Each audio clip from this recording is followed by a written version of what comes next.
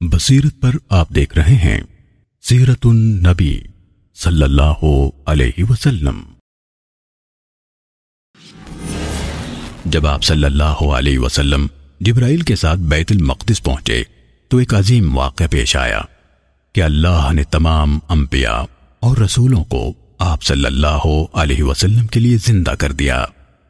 جب نبی صلی اللہ علیہ وسلم جبرائیل کے ساتھ بیت المقدس میں داخل ہوئے تو جبرائیل نے نبی صلی اللہ علیہ وسلم کو آگے بڑھایا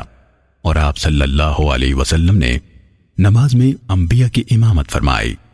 آپ صلی اللہ علیہ وسلم یہیں سے امام الانبیاء قرار پائے، اور اللہ کی قسم یہ انسانی تاریخ کی سب سے عظیم نماز تھی، اور آپ کے لیے بہت بڑے شرف کی بات تھی کہ آپ صلی اللہ علیہ وسلم نے تمام مخلوقات کے اماموں انبیاء اور رسل کی امامت فرمائی۔ جب آپ صلی اللہ علیہ وسلم انبیاء اور رسل کی امامت سے فارغ ہوئے تو سیڑھی لائی گئی جس کی شکل و سائز کا علم اللہ کو ہے، جسے معراج کہا جاتا ہے۔